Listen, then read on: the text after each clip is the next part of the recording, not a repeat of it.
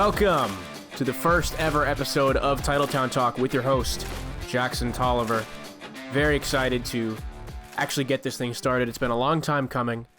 Through my 2 years, I transferred at Emerson College. I've always thought I should just make a podcast because I like to talk a lot to my friends, my family, about my first love, truly, which is Boston sports. A little bit about me, if this is your first time tuning in to the pod and you're one of the 2 or 3 people who are not one of my friends or family who already know this about me. I didn't grow up a super big sports fan. My parents aren't into sports. I just didn't really grow up in that environment. It wasn't until really high school that I started to develop my love for Boston sports. My first love was the Patriots because obviously I grew up in a time where the greatest football dynasty of all time was unfolding right before my eyes with Tom Brady and Bill Belichick.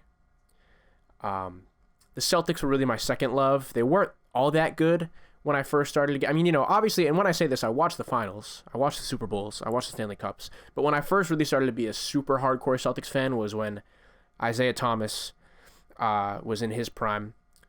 And one of my favorite performances I've ever seen in athletics is when Isaiah Thomas dropped 53 on his sister's birthday, who had just passed away 2 weeks before in the playoffs against the Washington Wizards. Just absolutely game-changing for me. Sort of realized, this stuff is not just a game for some people, it really means a lot. And I see how much it means to my city, and I see how much it means to my friends, and I'll tell you, it means a lot to me. I am an absolute sicko for this stuff. So this podcast is sort of going to be angled for those who maybe aren't as much of sickos. If you are a sicko, I love you and welcome. You're more than welcome here, but I definitely want this to be sort of a breakdown analysis for people who maybe don't watch every single game, who aren't as into the advanced statistics, right, for all 5 major Boston sports. That's right, 5. The Patriots, the Celtics, the Red Sox, the Bruins, and the New England Revolution, which I love. We'll get to that later in the pod, but that counts. MLS counts. MLS is on the rise, I'm telling you. Ever since Messi came, I mean, even before that, but Messi coming really has enabled the game to change. And I'm looking forward to the future of that. So we're going to be talking a lot about that. And I really appreciate you all being here. I know that most of you are just friends and family for episode 1. Hopefully, by episode 100, I have some other listeners checking in from around the Boston area, from around the world if you support Boston teams. I know Boston is a huge reach. And I really appreciate all of you. We're going to get right into it. No more dilly-dallying.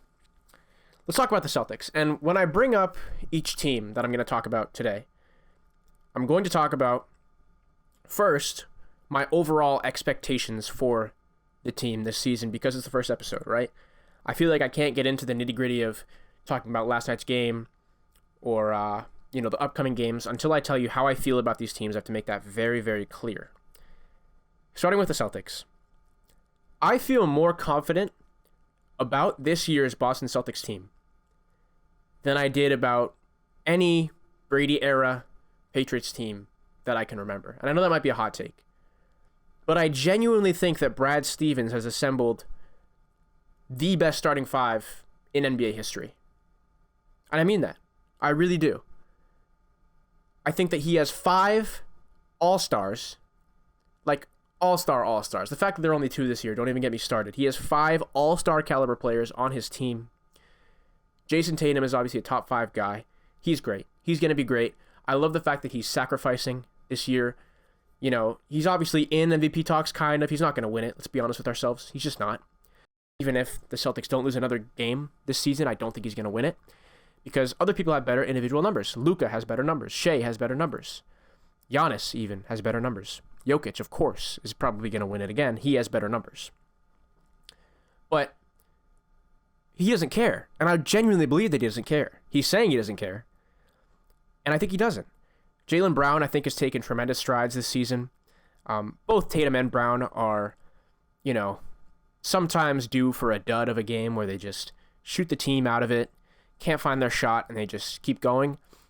I don't really have a problem with that. I think shooting through a slump is what ends the slump. If we remember Game 6 last year against Philadelphia, Tatum couldn't shoot a rock in the ocean. You know what I mean? He spent the whole first half and third quarter being awful. And, my friends are texting me, because that was an elimination game. It was game 6 in Philly. We're going to trade Tatum. Even I was like, are they going to trade Tatum? Are we ever going to do anything with Tatum? Takes over at the end of the game. Wins the Celtics that game. And, of course, we all know what happens in game 7. Erupted for 50 points. 50 bomb. I think it was more than 50. I can't remember the actual number he finished with, but it was definitely more than 50. And carried the Celtics to the Eastern Conference Finals, where they then lost in game 7 after a furious comeback down 3-0 because Tatum hurt his ankle and he couldn't drive. He could only do that pull-up shooting thing. It just wasn't working for him. Whatever. It's hindsight. The past is the past, is what I'm saying. Unless it's a good past. Unless it's the Patriots past or the Red Sox past, which we'll talk about a lot, because those are two teams that need to be focused on the past, because the present doesn't look too good. We'll get into that. So that's my thing with the Celtics, is that Tatum and Brown, I think, have taken huge steps. Kristaps Porzingis, I don't know how, and I love Marcus Smart to death. I don't know how Brad Stevens got Porzingis, only giving up Marcus Smart, and somehow getting picks out of that deal, too. It makes no sense, and I love Marcus Smart. But Porzingis has taken this team to another level. And I seriously mean that. When was the last time the Celtics had a solid post player? Okay, not solid, because Horford's solid in the post. Like an elite post player. It's been over 10 years, I think. And that's no disrespect to Horford. I think Horford's best elements of his games aren't in the post. Best elements of his game are not in the post. I think that he is much better as a defender. As a shooting big man, which Porzingis can also do. Porzingis is better in the post than Horford, is what I'm saying. I don't think that's a controversial take. His ability to hunt mismatches down low, find guys that are smaller than him, and then either draw contact or get an easy, hook shot or layup. It changes the game for the Celtics, which has for so long been, in my opinion, a team that is just gunning. And, just all 3-pointers. And they still do shoot a lot of 3-pointers. Don't get me wrong, they definitely do. But in addition, they're, able to find that post game with Porzingis, which changes everything so much because it just opens up the floor so much more. And you have to have someone on the court who can handle him. And a lot of teams, frankly, don't. He is a cheat code. There are so many games that the Celtics have won this season where it's because of Porzingis. Drew Holiday, another great acquisition. I was so happy when they did this. I went on Twitter begging for Brad Stevens to do this because I think he's just Marcus Smart. He fills the hole that Marcus Smart left, but I think he does it better in a lot of ways. Obviously, leading the NBA in corner 3 percentage. When it leaves his hand from the corner, you expect it to go in, even if it's contested. There's a lot of players in the Celtics like that. Sam Hauser is one of them. Peyton Pritchard is one of them. I digress. His defense is obviously still on another level. He gets steals. And it doesn't hurt that he's right next to another all-defensive NBA guard, Derek White, who has taken just such a leap beyond what I think any Celtics fan imagined he would. He was getting all-star talks this year. He just does so much for this team. He's always there for the offensive rebound, for the putback. Obviously, we saw his putback last year in Game 6 against Miami, which forced a Game 7. He just does so much for this team that cannot be understated. And if all 5 of these guys stay healthy going into the playoffs, knock on wood, stay healthy going into the playoffs, I just don't see how it doesn't work out for them. I don't. I think they are so far ahead of the rest of the competition, especially in the East. If you're not a little bit scared of Milwaukee, you're crazy or you're lying to yourself. They whooped us the one time we played them. Miami's always going to be there. New York, even though we just swept them, completed the sweep last night, I'll get into that game a little more. I think New York's a good team when fully healthy. I really do. Brunson's taken a whole nother level. I was wrong about him. I think a lot of people were wrong about him. And, there's always Philadelphia when they get Embiid back, if they get Embiid back healthy. So, I'm not just fully saying it's going to be an easy time in the East. It hasn't been an easy time in the East for the Celtics for the past 2 years, right? There's been multiple Game 7s both years. The year before they lost to Miami in the Eastern Conference Final. Sorry, 2 years before they lost to Miami. The year before we don't talk about that year. That was the Nets year when we lost to the Nets. Before sweeping them the next year. and ending that experiment, which was a very satisfying moment as a Celtics fan.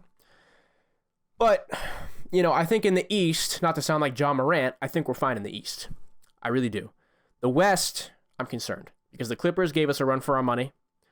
The Nuggets beat us. I think those two teams could give us a really hard time in the NBA Finals. But again, staying healthy, I'm taking this team to win it all this year. And if we can re-sign Drew, if we can get Derek White staying here long term, if we could just keep these 5 guys, I know Peyton Pritchard's good and we have him for 4 more years. Keep him. He's great. Hauser, if we can get him extended, he's great. Horford, who knows how much longer he's going to be playing, but he's great. And I think we have, Tillman could step in for Horford. I think Tillman can do all the things Horford can do, minus the shooting. But I think he's better at defending than Horford. And Horford's one of our best defenders. So, I'm not underselling Horford. I'm overselling Tillman, who we just got from the Memphis Grizzlies. I think he's a great player. Springer, I also feel like has a lot of upside, and people aren't really talking about him because he's not going to get a lot of run this year. I was baffled when Philly gave him to us for just a second rounder. Absolutely baffled. I watched him lock up Steph. I watched him lock up Luka in those 2 games leading up to the trade deadline, and they just gave him to us, to their big rival, to the Boston Celtics. Head scratcher, for sure. But I am very optimistic about the future of those 2 guys. I think that they'll develop well. Obviously, he's going to get some run this year when injuries happen. Injuries haven't really happened since the All-Star break. We haven't really sat anybody, but, and I don't mean serious injuries, knock on wood again. But, Kristaps needs to sit for a game. Horford needs to rest on a back-to-back. They seem to be doing, alternating Horford and Kristaps. But I'm sure that when that happens, we'll see some run for Tillman. They'll obviously continue to get garbage time minutes, but I'm talking, genuine, contributing minutes that we've seen O'Shea get sometimes this season. I still love O'Shea. I think he's a great player. I think the Boston Celtics roster is really good, top to bottom. More than really good. I think it's almost flawless in terms of what you can do in a salary cap league. What I will say is, I think this year is Jaylen Brown's either last chance or second to last chance to win a championship with us. If we win a championship this year, great. We'll live out all 5 years of his contract. No complaints. If we don't win it this year,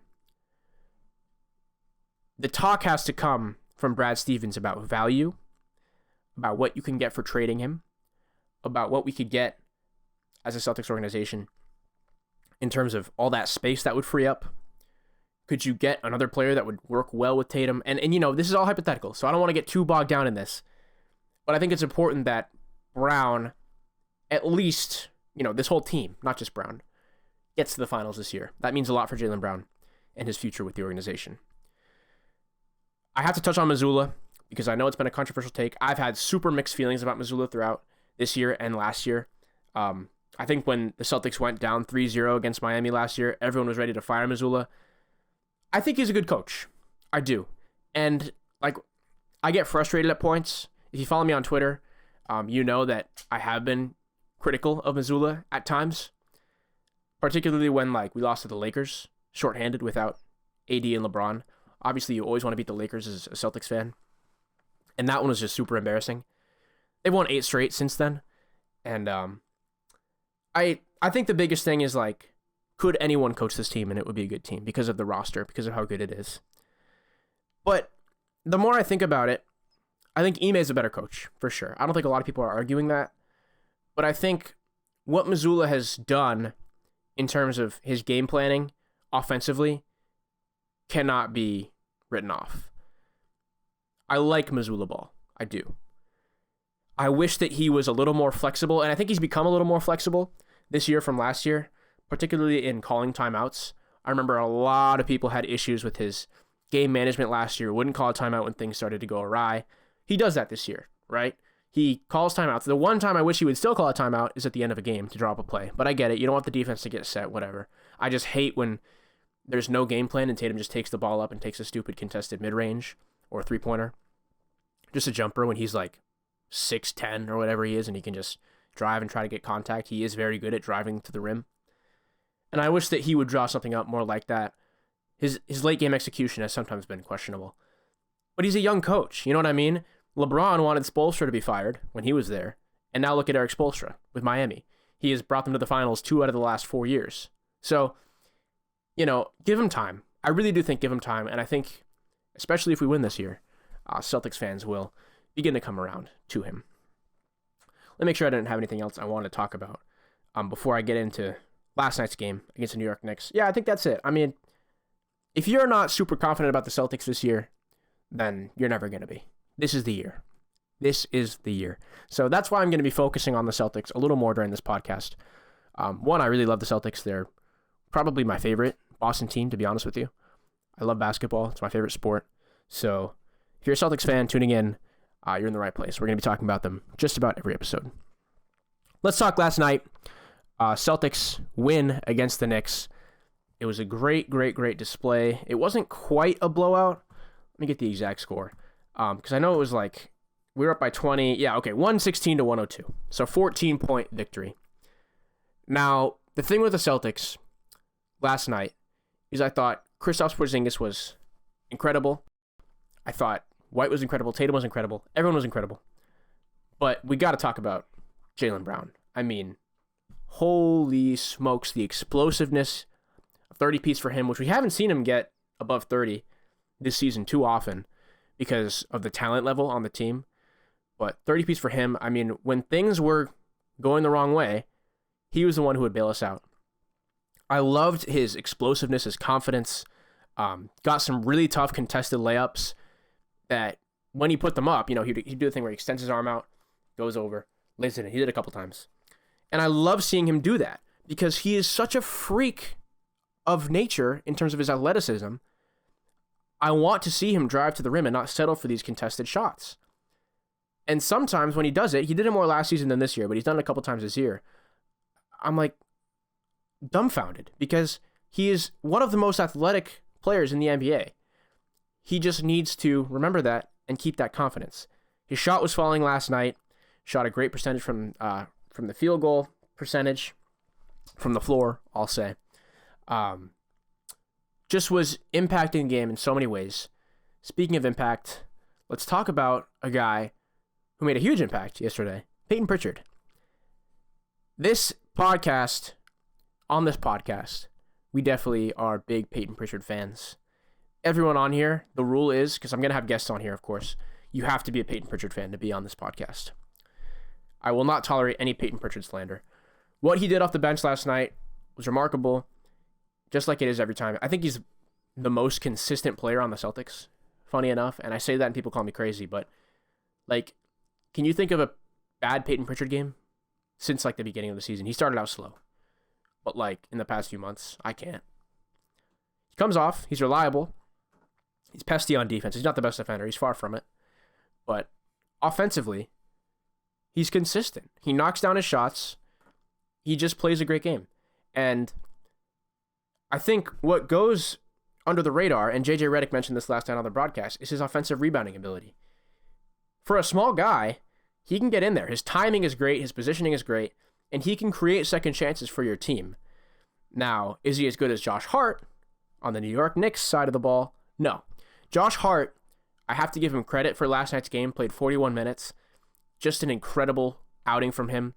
He was always there scoring, making big plays. He got some good and ones for them.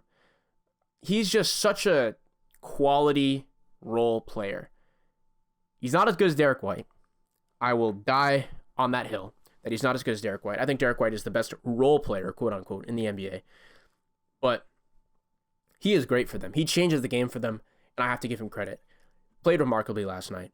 Love to see it. Let's talk about Jalen Brunson as well. Now, it's Battle of the JBs last night. Jalen Brunson, Jaylen Brown. Jalen Brunson has taken such a leap since he's come to New York. And when he came to New York, I thought they were crazy for giving him all that money. I didn't think that he was a cornerstone player, right? At all, frankly. But I was wrong. Frankly, I was wrong. He is a cornerstone player. He has changed that franchise, the direction of that franchise, where they're going to go this year. I think they're going to do way better than they've done in the past. And I think that he is a huge part of that, right? He is remarkable. He can create shots really well. You almost just expect the ball to go in when it leaves his hand. He can drive. He can play defense. He's everything that you want in an all-star player. He should have been a starter this year over Dame, I'll say it. I don't think that's a controversial take. I don't know why Dame was there. I mean, I guess it's just name value. Dame still has that name value, like, over Jalen Brunson, right? People want to vote Damian Lillard because they know who he is. You'd have to be a real casual to not know who Jalen Brunson is. And no offense to, my grandparents watching this right now who don't know who Jalen Brunson is. He is a great, great guard out of Villanova. I'll explain that to you. But he's really good, and he changes the game for them. And once they get Randall back, there's rumors that they could get Mitch Robinson back before the end of the season. If they do, that'd obviously be a great addition for them. But I think Hartenstein's done a great job. Their backup center, who is now the starter. I think he's done a tremendous job. I thought he was great last night. And he was really good in that first game of the season when we were on the road in New York. I just remember him being such a pest. I think that's what he is. He's just a pest. Like, you don't expect him to be good, but then he's really good. Jericho Sims is also a really solid backup. Like, I think what New York has done, which has made them relevant this year, is just gotten players who are all really, really solid at what they do from top to bottom of the bench. They don't have anyone on their bench who I feel like super not confident about. And even after, I think getting Anunoby, he wasn't playing last night also, so we should mention that. It was a great get for them. They went on a huge streak after he got there. I think they will continue to go on a huge streak. I would not be surprised if this team ends as the second seed in the Eastern Conference, depending on how things shake up with the Bucks. I think the Bucks are also going to start to find momentum with Doc as their new coach. I know things have been rocky. Big win earlier today. I'm recording this at 5 o'clock right now, just about. But they had a huge win today against the Sixers. Obviously, Sixers are shorthanded, but, with the Bucks, you never know. They lost to the Grizzlies, who are the most shorthanded team in the NBA. So, big win for them. And like I mentioned earlier, I'm still scared of the Bucks in the playoffs. That's the team I'm the most scared of because they beat us so bad when we were on the road against them. And I know that we were off a back-to-back, whatever. But talent-wise, Giannis and Dame is still a really hard matchup to stop. So, I'm still very scared of them. I saw Paul Pierce today say that he's the most scared of the Miami Heat. I'm not the most scared of the Miami Heat.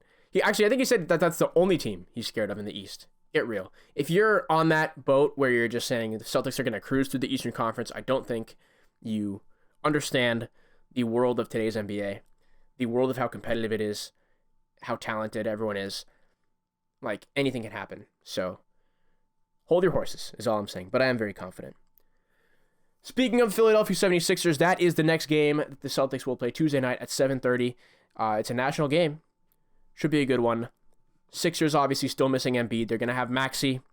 They're going to have Buddy Hield, who the Celtics will be seeing for the first time in a Philadelphia 76ers uniform. He has been a pest for the Celtics. If you remember the play-in game that Celtics played where they lost and were eliminated from the play-in tournament against the Pacers, Buddy Hield is great. I always think that Buddy Hield is an underrated player. He actually didn't have a good game today at all. I think he shot 2 for 10 from the field, 1 for 7 from 3.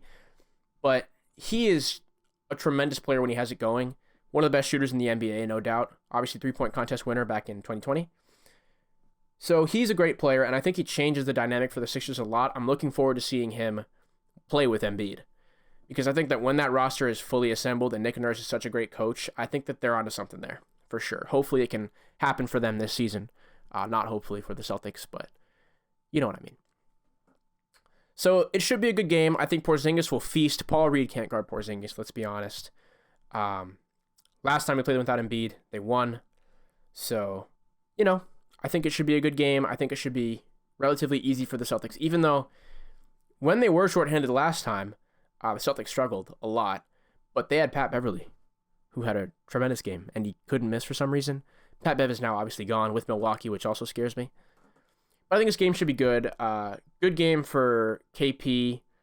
Maxey is going to ball out. He always does, particularly against us. He has so much speed. I am very high on Tyrese Maxey this year, as I think everyone is. I know that's also not a very controversial take, but he's tremendous. He's a great player. So it should be a good game. That's the only one before I record next on Thursday, so we'll check in. I predict Celtics win that one by 20. I think we're going to be fully healthy, barring anything I don't know yet. So I think it should be a pretty handed victory for the Celtics. I want you to be able to see my face. Figuring things out as I go with this, obviously, home studio that I created just from gathering things I found in my house. So anyway, we're back. Let's talk Bruins. Now, the thing with the Boston Bruins overall, because I talked about the Celtics, I'll talk about the Bruins. I'm the second most confident in the Bruins winning a title this year. I don't think it's a controversial statement out of the 5 teams that we have. Patriots, obviously things could change, but Red Sox, no. Revolution, no. So the Bruins I'm second most confident in, even though it has been definitely a rocky stretch through 2024 so far. This is the most absurd phenomenon that I've seen in my time supporting Boston sports. And I really mean that. And what I mean when I say that phenomenon is that they keep losing in overtime, which is so bizarre because it's happening every single game. It happened last night. It happened the last game. It's happened, this season, they've lost 13 games in overtime. They've been to overtime 21 times. Last season, they lost 5 times in overtime and went to 16 overtime games total. And there's another, month and a half left in the season. They're going to go to overtime more. And I don't get it. It's like they either blow up a lead and then choke it and just lose in overtime that way, or they start off so slow, come back into the game, and then lose in overtime that way. They've obviously won a couple, more than a couple. They've won 8 to give them credit, but 2/3 around of the time they've been to overtime, they've lost, and they just keep going. I just don't understand why they keep going to overtime. So it's like if you look at the standings, well, they're still up there, but they have so many more overtime losses than the rest of the teams, which obviously, helps them out in terms of the standings. It is just so bizarre, and I can't diagnose the problem myself, to be honest with you, because I just don't know what it is. I don't think anyone can accurately explain why this keeps happening, which frustrates me because I want to be able to explain everything that's happening in sports all the time. That's why I have a podcast. But I just can't explain it. It's the most bizarre phenomenon. I do think that Montgomery's a great coach. I do think that the Bruins have the talent. They have the superstar, Pasta. They have the pieces around him. McAvoy, Coyle, obviously Marchie. I think they have decent goaltending. I think Swayman's good. Like, they have the pieces to make a run, to win it all. They had the pieces last year as well, and we know what happened there. But I think they have the pieces this year to do it. I really do. Obviously, the Florida Panthers had a rough regular season last year and were way better than people gave them credit for, and this year we're seeing that right there at the top of the Eastern Conference. It's just very bizarre that this is happening right now, this overtime loss phenomenon, and I think any fan would tell you, it's the weirdest thing that's happened in a long time that I can remember. Regardless, let's talk about last night. More of the same, an overtime loss. The first goal was just beauty. I'm watching it back right now. It was a beauty. Jesper Boqvist, beautiful deke to just slide it past the goalie's right foot, just get it, snuck right into the goal, slide it by. Super easy. At least he made it look easy. In reality, that's very difficult. But just a gorgeous goal. The Bruins, obviously the game was kind of dead in the first period. Really picked it up in the second period, the Bruins did. Boqvist gets that first one. The second one was lucky, to be honest. It just sort of bounced everywhere, went in. Realistically, if you're up 2-0 going into the third period, you expect to win. I think every hockey fan expects to win going into the third period, up multiple goals. But a 2-0 lead is, they say it's the most dangerous lead to have in hockey. 2-0 and 3-0 are both very dangerous. But the Bruins choked. Let's not disguise it. Let's not sugarcoat it. The Bruins choked, and they lost in overtime. Again, the energy levels just went down. They let Vancouver get the shots that they wanted. Defense wasn't there, which has been a huge problem for the Bruins this year. The defense has just been not great, and I don't really know why. But, in a game like this, I want more from the Stars. I want more from Pasta. I know he took, 6 shots on goal, so he was up there, shooting, and he was trying, but I just need more. I need more from Pasta. I need more from all these big-name players that are on the ice. when they're fully healthy and when they have everyone on the ice, I need bigger moments from bigger players, and we can't keep relying on luck and just waltzing through it. It almost reminds me of recent Celtics seasons where they've just sort of sleptwalked through certain games, through certain opponents, because the Bruins have the talent. They know they have the talent. But to me, it feels like they're sleepwalking right now. They just don't have that grit, have that tenacity that just takes you right to the end. And that concerns me very much, as we get down the wire here and we're heading towards the playoffs. That's a huge concern, because this is not the time that you want your team to start just totally lacking. It's just not. Frankly, it's not. So I'm very concerned about the Bruins. I think everyone should have a slight level of concern about the Bruins. If you don't, then you're just lying to yourself, to be brutally honest with you. Tomorrow, they go out, Seattle. They're done with their Canada stretch, luckily, because that didn't end well.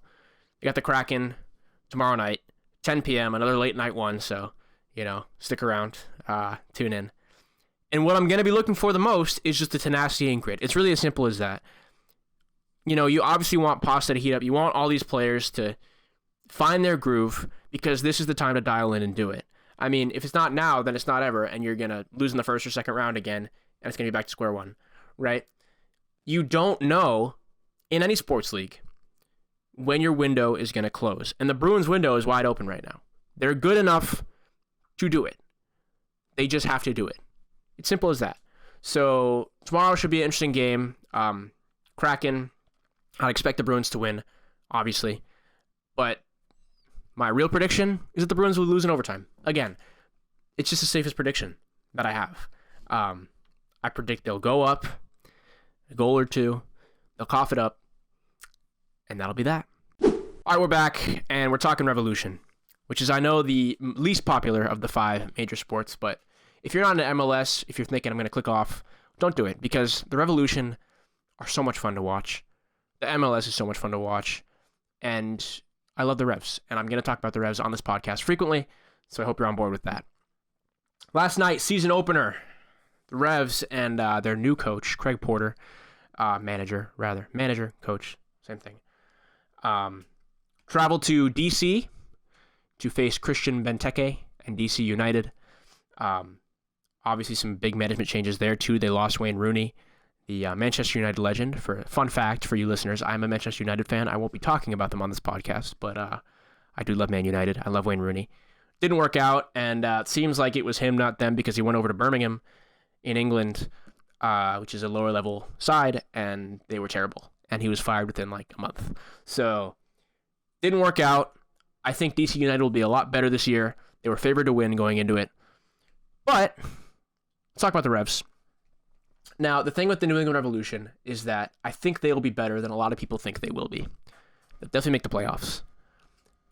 I think that, Carles Hill, and we saw it last night. We'll get into the game more specifically, but I wanted to talk about the team as a whole. Carles Hill is one of the best players in the MLS. I think he'd be good in the Prem, honestly. I do. I think he'd be good at the highest level of world football, because he is just so good. I mean, he's frankly a magician. And I know, and like, that's a cliche, but he is. The things he can do in terms of passing and scoring and running with the ball is just tremendous. And there's a reason why he was an MVP in 2021, the MLS MVP. When the Revs were nasty, they set the record for a regular season, won the Supporters' Shield, fell short in the playoffs to New York City FC, who ended up winning. But he is so good. Now, obviously, they lost Gustavo Bo, who's been their striker for years now. Very reliable, and they're going with Giancomo Vrioni. This is a huge problem. Huge problem. Vrioni's not as good. And he had a disaster of an opening match last night. I just don't think he's good. I'm sorry, I just don't. I think the Revs need to find a new striker if they're going to make things happen this season. Shankali, on the other hand, who they just got from Racing Club last season, which is an Argentinian club. He's an Argentinian himself. Shankali's incredible. And we saw flashes of it last year. We saw flashes of it last night, except he couldn't finish. We'll get into that again. But he's tremendous. And I think he's going to make a huge leap this year, really emerge as one of the top players on the Revs, but also in the MLS. He's just that good. He really is. He can finish. He's fast. He can dribble. He's got a lot of potential and upside, for sure. Now, of course, we have to talk about the defense as well. The Revs made some key new additions. They brought in Mensah. They brought in Lima, who are both phenomenal. I thought they played really well last night. The problem is what's behind the back line, because the back line is good enough. But behind the back line, we've got Ravas, who they just signed this year. Obviously, the Revs have been a goalkeeper factory over the past few years. They produced Matt Turner, who became the starter for the U.S. men's national team, went to the Premier League, struggled. He started with Arsenal, couldn't really get any time, went to Nottingham Forest, also struggled as a starter. They pulled him. They're not rolling with him anymore, so maybe he'll come back to the MLS. Maybe he'll come back to the Revs. We need a goalie. Regardless, after that, Georgi Petrovic, the Serbian, the Revs developed really well. He ended up getting sold to Chelsea for a hefty, I think it was $17 million. So I understand the move, but ever since they dealt him last year, that's when the Rev season really started to fall apart because they couldn't find consistency. They started a couple different guys. Earl Edwards was one of them. Couldn't really produce at the same level that Petrovic could. So, it's a huge loss for the Revs. Just like Matt Turner was a huge loss at first. And after they dealt Matt Turner, they had a down year the following year, 2022. So, hopefully they can figure it out and not have a down year this year, but Ravas didn't look good last night at all. I don't know what he was doing on that third goal specifically. That was bad. He just sort of let it slip by him. The first goal, too, he should have been more on top of that. He was standing too far into his line. He should have been further up, more proactive, and that ball doesn't go in. So it's a concern of mine that I don't feel confident in our keeper. And our midfield is still super young. I think Bayraktarovic and Buck, who are two younger guys in our midfield, are really good. I think that they have time. My concern is, it's going to take time for them to develop. I don't want that time to be spent with another team. Frankly, I just don't. Buck is good enough to go to the Prem, a lower level Prem side, or, Germany or Spain or something like that. He's good enough, and they would love a chance to have him and develop him. I wouldn't be surprised if he's gone this summer. I just anticipate him being a hot commodity in the transfer market. He's good. He's starting for England's U21, I believe it is. And he's playing well. He's good. So I wouldn't be surprised if he's gone, but for now we have him, and it's great. So, also DeJuan Jones. I didn't mention DeJuan Jones yet. Left back. Really, really, really, really solid. And Dave Romney also. I should have mentioned that when I was talking about the back line, but DeJuan Jones is now getting minutes for the USMNT, can play really good. He's sort of like a overlapping fullback. He can really get up top, put in some good crosses, also solid defensively, but his passing is what really sets him apart, I think. He's very good.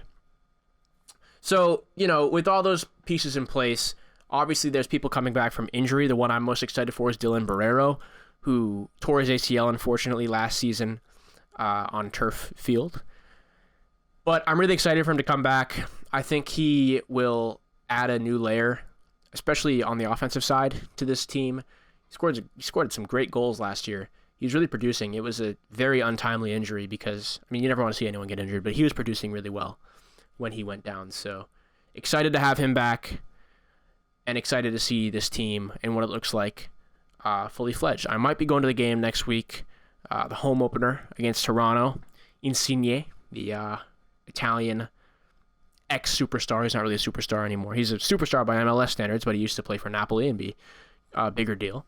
So I'm excited to see him, see what he's looking like this season. The last Revs game I went to with my friends, I think was also the Toronto game, where Insigne was dangerous. So I'm excited to see him. He's a really fun player to watch. Very small, very fast.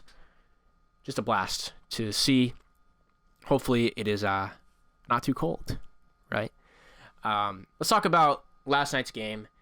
It was a disaster class, frankly. There were some positives, and I'll start with that because the list of positives is shorter than the list of negatives. The pros of last night's game were the Carles Hill goal. Remarkable. One of the best strikes you'll see all season. If you didn't see it, he gets the ball in open space. DC should have been more closed in on him, to be fair, but sort of curls it in, gets it to that left foot. He just rips it. It's going out, and it curls back in right past the goalie, top corner. Nobody in the world is stopping that shot. absolute beauty. Brought me off my seat, as I think it did to all the other Revs fans as well. He was just really, really remarkable. So good stuff there from him. I thought he played well overall. I want to see more of him. Like, when I say more of him, it's hard because we see so much of him, but he needs to be involved in all the build-up play for the Revs. He needs to, be involved in really all the chance creation because he's the best at it by far. He's one of the best in the MLS at creating chances for other players. So just use him. Use him to the ground because he is by far the most talented player the Revs have. He's one of the more talented players in the MLS. So I hope that they use that to their advantage. In terms of other pros, I think the defense was solid for most of the night. I was impressed with it, especially toward the beginning of the game because DC started off strong. They started off, wanting to send a message. Benteke, obviously the former Liverpool, I think he was on Liverpool player back in the mid 2010s, bounced around the Premier League. Now he's in the MLS, but he's really good. He's still really good, and he's definitely the best player on his team, I would say. He's good. He scored 2 goals last night, I want to say. Yeah, 2 goals. Almost had the hat trick. He's very good. And can't say enough about him. But what I will say is DC was really on the front foot last night. They attacked. They were strong. And I thought the defense was able to counter that well. I thought that Mensah got some good tackles when he needed to. Lima as well. Romney is obviously solid as ever. And DeJuan Jones was also good. It started to fall apart at the end, but I blame the goalie more than I blame the defense. If you lump the goalie in with the defense, then it wasn't so good. But, I'm not giving up on Roberts. It's been 1 game. He could have had a bad game. But I need to see more from him going forward in these next, few games, the opening month or so. Hopefully we can see, okay, we have something here to build on. But I thought the defense was good. I'll be honest. I was happy with those guys. Baraktarevic looked good as well. I'll say it. Now let's get to the cons. The midfield just couldn't hold on to possession for whatever reason. DC, I feel like, would always be able to just take the ball back and counterattack. Every time. Counterattack. And the Revs would keep falling short to it. The defense would bail them out on most occasions, but the midfield has to be better at keeping possession because that's how you win games, through the midfield, right? And I know we have these young guys. We're not fully healthy, but they just have to do a better job. And again, all these negatives boil down to the big negative. The elephant in the room, Giancomo Vrioni, gets 2 yellow cards sent off in the 25th minute of the game. He's, in terms of how the lineup is designed, he's the number 9. He's the forward. He's the only one who is getting forward. So obviously when he goes off, the midfield has to sort of, accommodate for that and push up more than they'd like to be. They have to have somebody, I guess it was Shankali, who's usually playing on the left wing, sort of move back up to striker and try to fill that hole that you've now lost because your striker's been sent off. So, I'm not going to also rag on the midfield too much because you have to adjust your strategy when something like that happens. What I will do is rag on Vrioni because even before he went out, I didn't think he was good at all. His decision-making was bad. The first yellow card he got, if you didn't watch the game, DC gets awarded a free kick, and as the guy's about to kick it, he just runs up and puts his foot out and just stops the free kick from happening. Can't do that. Clear yellow card. And then the second one was just about 10 minutes later. It's just a bad tackle. He shouldn't have. If you're on a yellow card that early, you don't go for challenges like that. It wasn't necessary. I mean, fully necessary. You obviously always want to get the ball back, but it's just reckless and stupid, blatantly stupid. And it really got me frustrated as a Revs fan. It was maybe a little harsh from the ref, but still, you can't even, put it up for judgment for the referee if you're in that situation. So, bad stuff from him. Bad stuff from the midfield. Bad stuff from Robas, as I mentioned. Shankali, who I know I was just raving about. I mean, he had that chance where it was great build-up play. He's got the ball. Does a nice little fake. Shakes the defender. It's just him on goal, pretty much. It's essentially a penalty. And shoots it right at the keeper's foot. When the entire other side of the goal was wide open. He could have just passed it into their goal. Revs are up 1-0. This is before the red card. So that changes the complexity of the game, obviously. I thought he played foolishly. Not to bring a Manchester United reference into it, but he kind of reminded me of Anthony. Played really just like him. Not good stuff from him. Wasn't happy with that. Those are the main things I would say. I thought the game plan was fine, And again, you can't judge the game plan because of what happened with the red card. You spend, all of preseason game planning a certain way, and then it doesn't shake out the way you want it to. So I'm not going to be too harsh on Porter or on the tactics just yet. But what I will say is, moving forward, like I said, Hill has to have the lion's share of possession with the ball. The ball has to be at his feet. And, I just think it's hard to evaluate as a whole. I'm not ready to say the season is over, but not a great start. They'll be looking to bounce back for sure. Hopefully, this coming Sunday, they'll be able to show us. And also Thursday is first. They have the CONCACAF, CONCACAF Champions League. They're up 1-0 on aggregate, second leg. Hopefully they'll be able to take care of business, get a good bounce back win, and then when they return to MLS action, get a result, get on the board. We're back, and I just left a note with myself that next time I have to bring water down here, because I don't know if you've been able to hear, my voice is getting a little parched and my throat is getting dry. Now you might be wondering, why can't you just go upstairs and get water? I could, but I really don't want to get out of the zone. I'm in the zone right now. You know what I mean? I just want to be locked in. If I had a nice cup of water next to me, it'd be nice. Regardless, before I sign off for today, I wanted to touch on the other two teams that we'll be talking about throughout the course of this podcast, the Patriots and the Red Sox. Red Sox obviously in spring training right now, just actually took home win today in spring training, earlier today, yeah. So good stuff from them. Patriots I'll be talking about as we get closer to draft night. I know everyone's talking about the draft right now. I will talk about the draft right now, but I'll be focusing more on their offseason moves as we wait for September to start when they come back. Red Sox, obviously, starting next month, I'm going to have some guests on who know a lot about the Red Sox. Just like every sport, I'm going to have guests on. I should have mentioned that more clearly at the beginning. But Red Sox, we're going to talk a lot about once that season gets rolling. I'll start with the Patriots.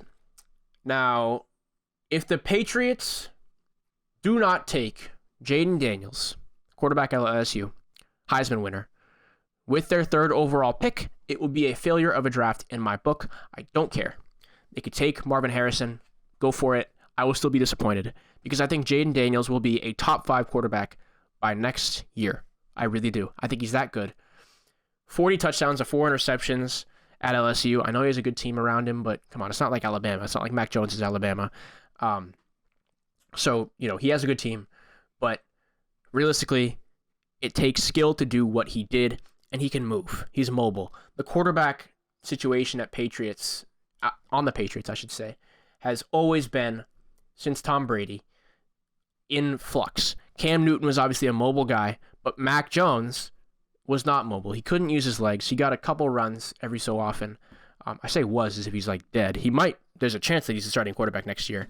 I don't want that, but there's a chance. So regardless, I think having a guy like Jaden Daniels who's young, he's fast, he's accurate, he's athletic, I think you can't go wrong. I think he has all of the intangibles and the tangibles that would make someone a great quarterback. I think he's going to be tremendous. I think he's going to be better than Caleb Williams. I wouldn't want Caleb Williams on the Patriots. I think he's going to be a total bust.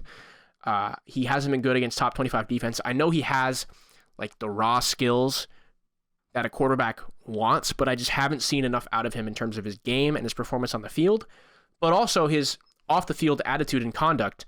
I mean, he hasn't done anything super bad, but when he loses games, he would sometimes just not talk to the media and just go home. Hello? Welcome to the NFL. You have to talk to media after games. You have to take ownership, accountability. You have to be a good team player. I just haven't seen those skills from Caleb Williams, so I don't think he's going to be good. Drake May, I also think, it's tougher for Drake May because it could go one of two ways, right? He could be good, and, he has great arm strength. He could be a Josh Allen type prospect.